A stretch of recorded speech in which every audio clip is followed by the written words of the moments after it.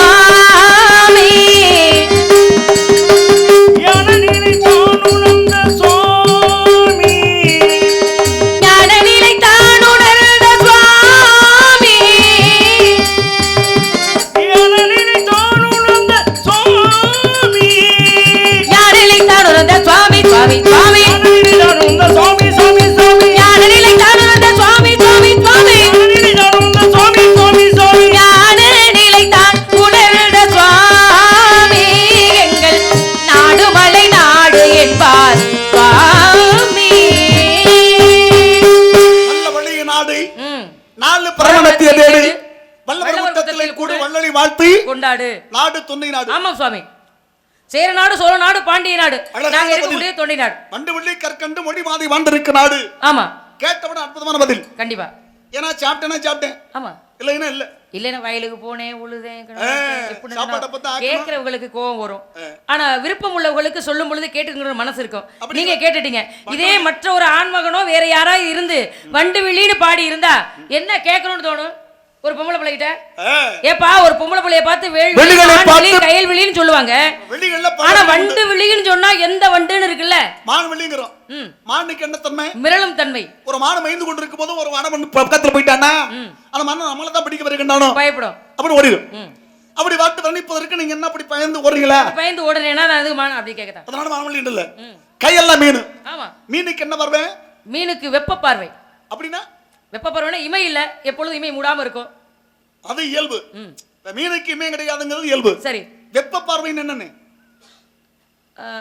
சூடு, அது வேற. வெப்பம்னா அப்ப அதிகமான வெப்பம் அப்படினா வெப்பம் உள்ளது. மீனுக்கு வந்து இமை இல்ல, உஷ்ணம்னு சொல்லலாம். ஒண்ணு உஷ்ணம்ங்கிறது வேற. வெப்ப பார்வைன்னு சொன்னா தண்ணியிலே செல்லுமா மீன்? ஆமா, தண்ணியிலே தான் இருக்கும். போய் கொண்டு முட்டையிடும். முட்டையிட்டு திரும்பி பார்த்த உடனே கண்ணுல கூட வெப்பம் பட்டு தெரிச்சு குண்டாக மாறும். ஆமா, பார்வைப்பட்டாலே எனக்கு ஒரு சந்தேகமா. என்ன சந்தேகம்? ரொம்ப பேருக்கு கேட்டுங்க, சரியான பதில் தெரியல. கேளுங்க, பதில் வரல. இப்ப மழை காலம் நிறைய தண்ணி கிடக்கு. சரி, குளத்துல தண்ணி இருக்கு, மீன் வாழுது. இப்ப ஆடி மாதத்துல இந்த மத்த பங்குனி மாசம் சித்திரை வைகாசி எல்லாம் வெயில் காலம், தண்ணி இருக்காது, நம்ம எல்லாம் வத்தி வெடிச்சிரும், தண்ணி இருக்காது. மீனுடைய வாழ்க்கை வந்து பல வாழ்க்கை உண்டு. இப்ப மீன் ஒரு குழந்தை பிறனம்னா அதுக்கு வந்து வித்து வேணும். ஆமா இல்லையா, உயிர் இருக்கணும். ஒரு கண்ணு வைக்கணும்னா அதுக்கு மாம்பழமோ மாங்கொட்டையோ வச்சு பச்சா அதோட விதை இருந்தா தான் வரும். இதான் விஷயம். ஆமா, வெப்ப பார்வைங்கிற பாத்தீங்களா? ஆமா, இப்ப சித்திரை மாசத்துல சுத்தமா கம்மாயில தண்ணியா இருக்காது. ஆமா, ஆனா இரவு மழை பெய்யும். என்னைக்கா ஒரு நாளைக்கு மழை பெய்யும். மழை பெஞ்ச மறுநாள் காலையில பாருங்களே மீன் குஞ்சு நிறைய இருக்கும். அது எப்படி வருது? இதுதான் உங்க சந்தேகமா? என்ன சுவாமி, இப்ப செடிகள் இருக்கு, மரங்கள் இருக்கு, இப்ப மனிதர்களும் இருக்கும், பறவைகள் இருக்கு. இதெல்லாம் ஆண் பெண்ணுங்கிற கணக்கு இருக்கா? ஆண் பெண்ணுன்னு கணக்கு இருக்கு. இப்ப மரம் இருக்குல்ல, இப்ப ஆணும் பெண்ணும் கூட ஒரு குழந்தை பிறக்கும், பறவையும் சேர்ந்தா ஒரு குழந்தை பிறக்கும். மரம் இங்க தனியா இருக்கு, அந்த மரம் இங்க தனியா இருக்கு, எப்படி கனி உண்டாகுது? கேள்விக்கு கேள்வி பதிலாகுமா? நீங்க இல்ல கேட்டது கேக்குறேன், கேள்வி பதிலாகாது. இப்ப மீன் இருக்கு இல்லைங்களா, தண்ணீர் இருக்கும் பொழுது, அதிகளா இருக்கும் பொழுது ஆழத்துல கொண்டு போய் முட்டை இட்டு வச்சிரும். மீன் தன்னுடைய முட்டைகளை நீர் வத்த போகுதுன்னு தெரிஞ்ச உடனேயே ஆழத்துல போய் நீர் சக்தி இல்லைனாலும் உள்ள போய் முட்டை இட்டு வச்சிரும். மழையின் தன்மை பொழியும் பொழுது அந்த மழை நீர் அதில் படும் பொழுது அது வெடிச்சு வெளியில வரும். மழை பெய்யும் போது முட்டை வந்து கிளந்த இடுப்பு இந்த வெடிப்புக்குள்ள இருக்கும். வெடிப்புகள் இருக்கும்போது அப்ப மழை பெய்யும் போது மழை அந்த தண்ணீர் படும் போது பட்ட உடனே வெடிச்சு வந்துரும். அதான் வெப்ப வெடி சொல்லுவாங்க. ஆக மீனாக அடைகாத்து குஞ்சு வைப்பதில்லை. அது எப்படி சொல்லி அடைகாத்து குஞ்சு? இதான் விஷயம், இதுதான் கேட்டேன். அப்ப அது மாதிரி நீங்க கூட மரம் இருக்கு, ஆண் மரம் இருக்கு, பெண் மரம் இருக்கு, ரெண்டு கூடுதானா? ரெண்டு கூடுதா.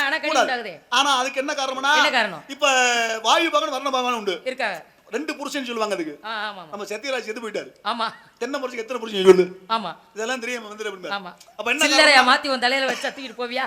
காரணம் என்ன அப்படின்னா, இப்ப காற்று வாயு பகவான்னா காற்று வர்ண பகவான் மழை, காற்று அடிக்கும் போது மழை வருதுன்னு வச்சுக்கோ, மழை வரும்போது அதெல்லாம் குருத்துல போய் விழுகுமா. இது காரணங்கள். இந்த மாதிரி வெப்பம் சொன்னா தன்னுடைய தண்ணி பட்டு தெரிச்சு குஞ்சாக மாறக்கூடிய தன்மை உண்டு. சரி, அப்படி உங்களுக்கு பார்வை இருக்கா? அப்படி பார்வை இல்ல. வேலுக்கு வடிவம் இருக்கு, வேலுனா குத்தக்கூடியது. அப்படின்னா கூர்ந்து ஆழ்ந்து அகழ்ந்துக்கிற சக்தி உண்டு. ஆமா, இச்சா சக்தி, கிரியா சக்தி, ஞான சக்தி. கூர்ந்துன்னா வேலு கூர்ந்து இருக்கு, ஆழ்ந்துன்னா இன்னும் இருக்கு, அகழ்ந்துன்னா அந்த வேல் முகம் பாகம். இது காரணங்கள். அது மாதிரி வதைக்கு தன்மை இருக்கிறது உனக்கு இருக்கு அப்படின்னா கிடையாது. அதனாலதான் வண்டு வழி கற்கண்டு மொழி பாதை வாழ்ந்திருக்கு நாடு அப்படின்னு. அத வண்டிலே பல வகை உண்டு. எந்த வண்டுக்கு ஒப்பிட்டு சொன்னீங்களே? அப்பா யாரு? நம்பி. அம்மா யாரு? நங்கை மோகினி. உங்க பேரு?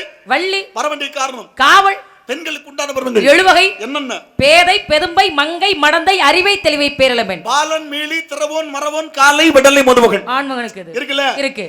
பெண்களுக்கு பருவம் இருக்கு, ஆண்களுக்கு பருவம் இருக்கு. ஆமா, பெண்களுக்கு எந்த பருவத்துல மனம் முடிக்கணும்? பெண்களுக்கு மங்கை பருவம் 3வது பருவத்துல, ஆண்களுக்கு காலைங்கிற பருவத்துல மனம் முடிக்கணும் 5வது பருவத்துல. இது காரணங்கள் இருக்கு. இன்னாருக்கு இன்னார் என்று எழுதி வைத்தான் தேவன் என்று. இறைவன் கொடுப்பதை யாராலும் தடுக்க முடியாது. அவன் கொடுக்க நினைத்து விட்டா யாராலும் தடுக்க முடியாது. யமதர்மன் பாசகத்தை போட்டானா போய் தாகணும். ஆமா ஆமா, நான் வர முடியாதுன்னு சொல்ல முடியாது. கொஞ்ச நேரம் பொறுத்துக்கையா, வாழ வேண்டிய வாழ்க்கையை கொஞ்ச நாள் வாழ்ந்துட்டு வந்தா நிப்பானா? அதனாலதான் முடியாது. நீதிமன்றத்துல வழக்கு மாறி போகுது. நீதிமன்றத்துல வழக்கு மாறி போது துர்ராஜி பச்சானா சரி பரவாயில்ல அப்படிங்கிற மாதிரி விட்டு கொடுத்து போயிறாங்க. ஆனா யமதர்மனுக்கு அது மாதிரி தன்மை இருக்கா? இல்ல. கைத்த போட்டாச்சுன்னா போய்கிட்டே இருக்கணும். வந்துட்டா வா, ஒரு கால தாமதமே கிடையாது, என் பின்னாடியே வந்துகிட்டே இரு அப்படிங்கிற காரணம் உண்டு. முடியாது. ஆனா அவனே செத்துருக்கேன். ஆமா ஆமா. யாரு? யமதர்மனையே. யமனை செத்துருக்கேன். ஆமா. யமனை செத்து பூமாதேவி தன்னுடைய பாரத்தை தாங்க முடியாம தவிச்சிருக்கேன். ஆமா ஆமா. அவர் போனவர் யார் உயிரை பிடிக்க போனாரோ அவர் உயிரை பிடிச்சிருந்தா இவருக்கு சாவு வந்திருக்காது. காரணம் வேறங்க. அப்புறம் என்ன? அது வாங்கிய வரோம்.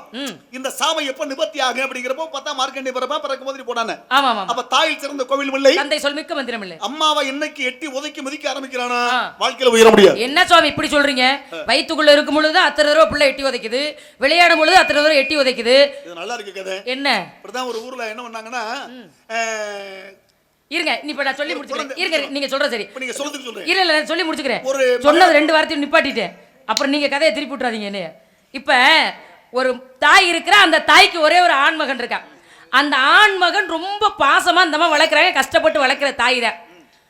ஒரு நாள் அடிச்சு விட்டாங்க. அடிச்சதுல இந்த அம்மாவுக்கு ஒரு பல்லே கீழே விழுந்து ரத்தம் வருது. ஒரு பெத்த தாயை தன் மகன் அடிச்சா தாய் என்ன செய்வா? இப்படி என் பிள்ளை அடிச்சுட்டானே, இவனை கஷ்டப்பட்டு வளர்த்தனே, இப்படி ரத்தம் வர அளவுக்கு அடிச்சுட்டானே வேதனைப்படணும் இல்லையா? அந்த தாய் அப்ப வேதனைப்படல. அதே போல இன்னும் கொஞ்ச நாள் ஆகுது. ஆனதுக்கு பிறகு தாய் மேல கோபப்பட்டு மறுபடியும் அடிச்சுட்டேன். இந்த அம்மாவுக்கு எட்டி அடிச்ச உடனே வருத்தப்படல, வலிக்கிற மாதிரி அடிக்கும் பொழுது வருத்தப்படல. ஆனா மறுபடியும் அடிக்கும் பொழுது இந்த அம்மாவுக்கு லேசா கூட உடம்பு தடிக்கல. அப்ப அழுகுறாங்க. வலிக்கும்படி அடிச்சப்ப வருத்தப்படாத தாய் வலிக்காம இருக்கும் பொழுது ஏன் அழுகணும்? அதுக்குதான் ஒரு காரணம் உண்டு. தாயின் அதனால தாய்மைன்னு சொல்ற, தாய் நாடு தாய் மொழிங்கிறோம். அதுக்கு தான் தாய் சொன்னாங்க. பக்கத்துல உள்ள பொம்பளைகள் கேட்டாங்களா, ஏண்டி அன்னைக்கு உனக்கு பல்லுதர உன் புள்ள அடிச்ச, வாயில இருந்து ரத்தம் கொட்டுச்சு, அன்னைக்கு சந்தோஷப்பட்டுக்கிட்டு நீ போயிட்ட, இன்னைக்கு நீ வருத்தப்படுற என்ன காரணம்? என் புள்ள ஓங்கி அடிச்ச அடி வலிச்சதுன்னா அவன் உடம்புல அவளை தெம்பு இருந்தது. இன்னைக்கு என் புள்ள என்னை அடிச்சேன், எனக்கு வலிக்கவே இல்லை, அதனால அவன் உடம்புல தெம்புள்ளையோன்னு நினைச்சு தாய் எழுதாலும். அழகான ஒரு வார்த்தை நீங்க சொன்னது, அருமையான கதை தான். ஏன்னா உதைக்கும் போது கண்ணுல வந்து ரத்தம் வந்தது, பல்லு உடைஞ்சு போச்சு. அப்ப வந்து வருத்தப்படல. என்ன காரணம்? பிள்ளை தானே அடிச்சு போயிட்டாங்க. எந்த பிள்ளையும் அடிக்கும் போது நீ உருப்பிட மாட்டேன்னு சொல்ல மாட்டாங்க. ஏன்? ஏன்னா தாய் சொல்லு தலைக்கு மேல. அதே நேரத்துல வயதாகி இந்த வந்து பொண்ணு வயதாகிடுச்சு, வயதாகும் போது அடிக்கும் போது ரத்தம் வரல, எந்த பிரச்சனையும் கிடையாது. பிரச்சனை பிறக்கும் போது அழுகுறா. ஏன்டி அன்னைக்கு நீங்க சொன்ன மாதிரி அன்னைக்கு அழுகும் போது அடிக்கும் போது நீ அழுகலை, இன்னைக்கு வந்து காயமே இல்லையே. அப்பத்தான் சொன்னதால நீங்க சொன்ன மாதிரி அன்னைக்கு வந்து என் மையம் உதயும் போது அப்படி இருமா இருந்துச்சு காலு, இன்னைக்கு என் பிள்ளைக்கு சத்து குறைஞ்சு போச்சே அப்படின்னு நினைக்கிறவ யாரு? தாய் தான். அதான் தாய். இதுக்கு சின்ன சான்று சொல்லுங்க. இப்போ ஒரு கிராமங்கள்ல வந்து குடும்பங்கள் அப்ப அம்மா அப்பா எப்படி எந்த குழந்தை நல்ல குழந்தை மணி பிறக்கையில நல்லவராவன் தீவிரம் அண்ணா அம்மாவோட வளர்ப்புல நம்ம இன்னைக்கு மாமியாருக்கு சோறு போட்ட நம்மளுக்கு நம்ம புள்ள சோறு போடும், நமக்கு வரப்போற மருமக சோறு போடும். இல்லைன்னா சோறு போட மாட்டா. அம்மா அப்பாக்கு சாப்பாடு போட்டா நம்ம புள்ள பெத்த புள்ள நமக்கு சாப்பாடு போடும். எந்த வழி முன்மொழி அந்த வழி தான் பின்மொழி. ஆமா சாமி, முன்னேற எப்படி போகுது பின்னேற அப்படித்தானே வரும். முதல்ல வீட்டுல இருக்க தாய் தகவலை பார்த்து தான் பிள்ளைங்க வளர ஆரம்பிக்கும். இது காரணங்கள். என்ன பண்றா?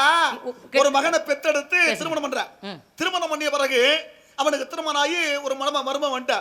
மருமகன் வந்த உடனே மருமக வந்து யாரை காப்பாத்தணும்? மருக வந்து மாமியாரை காப்பாத்தணும். ரொம்ப பேரை காப்பாத்துறாங்களா? இல்லையே, நிறைய பேர் இல்ல, ஏதோ ஒரு சில பேர் காப்பாத்துறாங்க. அது 100ல ஒரு ஆள் தான் காப்பாத்துறாங்க. அப்ப என்ன ஆகுது பண்ணா, உங்க அம்மாவோட என்னால இருக்க முடியாது, அம்மாவோட என்னால இருக்க முடியாது. முதல்ல உனக்கு உங்க அம்மா வேணுமா நான் வேணுமான்னு கேக்குறாங்க. அப்படிங்கிற பாப்பா அவன் பாக்குறான், பையன் என்னடா வாழ்க்கை இது, பொண்டாட்டியை பாக்குறதா, புள்ளைய பாக்குறதா, மனைவியை பாக்குறதா, அதாவது தாயை பாக்குறதா அப்படின்னு 2 பக்கம். அதான் மகனுடைய வேதனை பெரிய வேதனை. ஆமா, அம்மா பாக்குறாங்கட்டு. ஆமா, படு கஷ்டத்தை பார்த்தா அவனால தாங்க முடியல. உலக்கைக்கு 1 வக்கடி மத்தனத்துக்கு 2 வக்கடி. பாவம் என்ன செய்யறான்? அம்மா நீங்க அப்ப படுற கஷ்டத்தை பார்த்தா அவனால தாங்க முடியலமா, வாங்க அப்படின்னு ஆசிரமத்துக்கு கொண்டு போயிட்டான். பெத்த தாய் ஏத்துக்குறவா, நீ நல்லா இருடா, நான் கஷ்டப்பட்டாலும் பரவாயில்லன்னு போவா. அனாதை ஆசிரமத்துக்கு கொண்டு போய் சேர்த்து வாசப்படலன்னா போயிட்டு வா, பத்திரமா போயிட்டு வாப்பான்னு வழி அனுப்புற. யாரு? தாய். யாரா நினைப்பாளா? நான் கெட்டு போனலாம் பரவாயில்லப்பா, நீ நல்லா இரு அப்படின்னு சொல்லி அனுப்புறாங்க. அதே நேரத்துல இப்ப இன்னைக்கு இருக்கோம்னா நம்ம எல்லாருக்கும் வயதாகும். ஆமா, எல்லாம் பிறப்பு இறப்பு இயற்கை. அப்ப என்ன ஆச்சு? இங்க போய் ஆசிரமத்துல வளர்ந்து கஷ்டப்படுற, கொசு கடியிலையும் இந்த ரத்தத்திலையும் இப்படிலாம் ரொம்ப கஷ்டப்படுற. ஆனா மகனுக்கு சொன்னோம்னா மகன் வேதனைப்படுவானே அப்படின்னு சொல்லாம இருக்கிறேன். அவன் யாரை பாப்பான்? நம்மளை பாப்பானா, மனைவி பாப்பானா அப்படின்னு நினைக்கிற. அந்த தாய்க்கு தான் அந்த உண்மை தெரியும். ஆமா, என்ன நான் கெட்டு வரலாம் பரவாயில்ல, நீ நல்லா அப்படின்னு சொல்லக்கூடிய யாரு? தாய் தான் சொல்லுவா. தாய் சொல்லுவா. அப்ப என்ன ஆச்சு? அந்த பெண்ணு, அந்த முதியவளுக்கு வயசாகி போச்சு, இறக்க நிலை வந்துருச்சு. இறக்க நிலை வந்த உடனே அப்ப தொலைத்தொடர்புல சொல்லி உங்க அம்மா கூட்டி போங்க, இறக்க போறாங்க அப்படின்னு சொல்லும் போது நேரா போயிட்டு கூட்டி வர்றேன். கூட்டி வந்த பிறகு கடைசி ஆசை கேட்பாங்க பாத்தீங்களா? ஆமா, என்ன கேட்பாங்க? உங்களுக்கு என்ன ஆசையோ சொல்லுங்கம்மா, அதை செஞ்சு தரோம். நிறைவேற்றுறேன். எப்ப சாக போறோம். அது வந்து தூக்கு தண்டனை ஆளுகள் தானே சாமி அப்படி கேட்பாங்க. பெத்த உள்ள கேட்டிருக்கான் பாருங்க. பிறக்கும் போது இப்ப இந்த இறக்குற நிலைமையில எங்க அப்பா என்ன இழுத்துக்கிட்ட கிடக்கும் போது ஏதாவது ஒரு இது இருக்கும். அது உண்மைதான். என்ன ஆசையில இருக்காங்களோ உயிர் அந்த மண்ணு மேல ஆசை இருந்துச்சுன்னா அது மாதிரி ஒன்னா செய்வாங்க. அப்ப கேட்டா அப்பதான் சொல்றான் அந்த அம்மா, எனக்கு கடைசி ஆசைன்னு கேட்கும் போது கேட்கறப்ப நான் கடைசி ஆச்சு சொல்றேன். அப்பதான் கேட்டா எனக்கு ஒரு துப்பட்டியும் ஒரு மின் விசிறி காத்தாடை வாங்கி கொடுறான்னா. சரி, யாரு? அம்மா. தாய் கிட்ட. சரி, தாய் கேட்கிற மகன்கிட்ட. அவனுக்கு ஒண்ணும் புரியல. நீ தான் சாக போற, இப்ப எதுக்கு அது, இப்ப எதுக்கு அவன் கேட்கிறேன். அப்பதான் அவன் சொன்னானா, டே தம்பி, நான் எனக்காண்டி கேட்கல, நான் கஷ்டத்திலையும் அந்த இடுப்பத்திலையும் அந்த கொசுக்கடலையும் அந்த வேர்வையிலும் தாங்கிட்டேன். உன்னை பெத்தவன் நானு, உன்னை பெத்தவனா, நான் படும் கஷ்டத்தை நீ படக்கூடாதுப்ப, நாளைக்கு இந்த நிலை உனக்கு வரும்னு சொல்லாம சொல்லி கேட்டாங்க. அப்ப தாய்க்கே இது ஒரு நிலைமைனா, நீயும் புரிச்சா வாழ்ற வரைக்கும் தான் வயசாயிருச்சுன்னா ஓம்புள்ள உனக்கு அப்படி செஞ்சிருவோங்கிற பயம் அந்த அம்மாவுக்கு வந்துருச்சு. சிவனாகப்பட்ட உலகத்துல எல்லா உயிரிலும் கவரக்கூடிய சக்தி உள்ளவமே, ஆனா அவனை செத்துருக்காங்க. காரணம் என்ன அப்படின்னா தாய் கொடுத்த சாபந்தம். இது ஒரு காரணங்கள். இது மாதிரி ஒரு கிராமத்துல ஒரு சின்ன குடும்பத்துல பிறந்தவன் ஒரு மகனை வளர்த்து ஆளாக்குறேன். இந்த ஊர்ல நம்ம மையம் தான் பெரிய ஆக்கணுங்கிற எண்ணம் அப்பானுக்கு வந்துச்சு. எல்லா தகப்பனுக்கும் உண்டு, எல்லாருக்கும் இருக்கு. அதை பயன்படுத்தி என்ன பண்ணணும் அப்படின்னா பிள்ளைகள் சமாளிக்கணும். பிள்ளைகள் அப்பா அப்படி வளர்க்குறாங்களே அப்படின்னு சொல்லி இந்த பிள்ளைக்கு பேர் வாங்கி கொடுக்க, அப்பாவுக்கு பேர் வாங்கி கொடுக்கணும் நினைக்கணும். அவன் என்ன இருக்கிற சொத்து அங்கே குறைவான ஒரு 50 ஊழி எல்லாம் வச்சிருந்தாங்க. அதை வச்சுதான் படிக்க வைக்கிறான். எல்லாம் பண்ணியாச்சு, படிக்க வச்சாச்சு, ஆளாக்கியாச்சு, பெரிய வந்துச்சு. ஆக மொத்தம் அரசாங்க வேலையும் கிடைச்சிருச்சு. அரசாங்க வேலையும் கிடைச்சிருக்கு. சுருங்க பெரிய கதை சுருங்க. அப்ப கிடைச்ச உடனே முத மாதம் 80 ரூபா சம்பளம் வாங்குறேன், 80,000 சம்பளம் வாங்குறேன். வாங்கி அந்த யார்ட்ட கொடுத்தா தெரியுமா? அம்மாட்ட கொடுத்தேன். ஏங்க கஷ்டப்பட்டது அப்பா, ஆளாக்குனது அப்பா, வேலை வாங்கி கொடுத்தது அப்பா, அப்பா கிட்ட கொண்டு கொடுக்கணும். அதத்தான் அம்மா கேட்டா. சரி, ஏன்னா அந்த கேட்கிற நேரமும் உனக்கு மனம் போகாத வாங்கி கொடுத்தோங்க அப்பா. சைக்கிள் கேட்ட வாங்கி கொடுத்தாரு.